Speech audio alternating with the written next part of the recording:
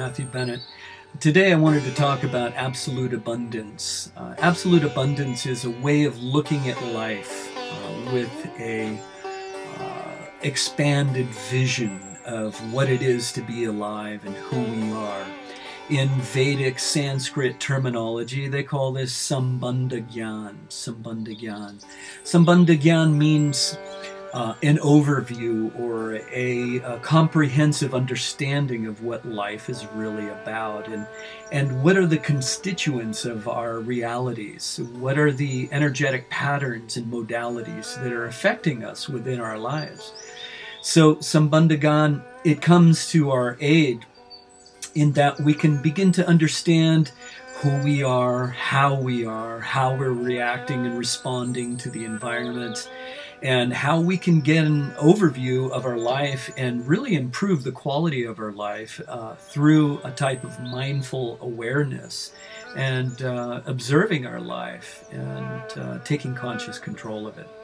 So absolute abundance is an idea I've been thinking about for a long time. I've written this book, Absolute Abundance. The title's backwards due to the video camera, but you get an idea. I should be publishing this in the next few months. Hopefully by spring I'll have it ready. It's written, it just needs to be finalized. But the concept I've been living for quite a number of years, and it grew out of my experiences in India. Traveling to India, living in ashrams, living in spiritual communities, and the benefit that comes about by living in positive association. So when we set out on our life's journey, unconsciously we're on a path. We don't really think about it when we're younger. But as we reach our teens and our 20s, we begin to think of life as a path, and we begin to see the open road before us and identify the types of experiences and goals and achievements we'd like to bring about in our lives.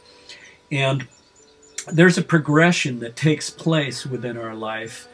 It begins with faith or understanding what we would like to achieve, and believing that we can actually do that. So faith is there. It's called Shraddha in Sanskrit, Shraddha.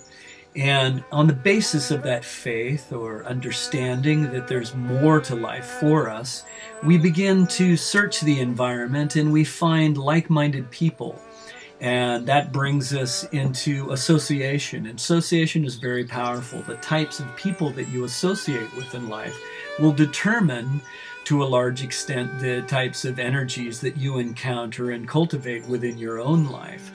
So the three modalities, sattva, rajas, and tamas, goodness, passion, and ignorance, or clarity, activity, and inertia, these three modalities will be predominant in any type of association.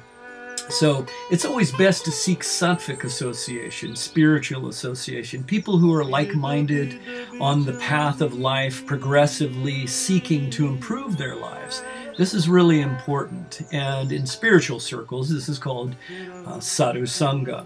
Now, sadhu sangha has a very powerful effect upon our consciousness because we absorb the types of energies that we associate with, and especially in the form of people and communities.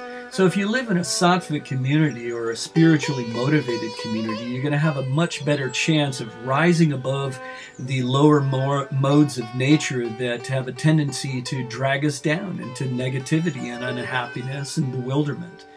Rajas and tamas, these two lower modes have a tendency to bring about depression, bewilderment, and unhappiness. Now, sattva guna is going to be very powerful in bringing about a higher level of consciousness. And through sadhu sangha and spiritual activity that takes place within that community of like-minded, spiritually aspiring people will have a powerful effect upon us.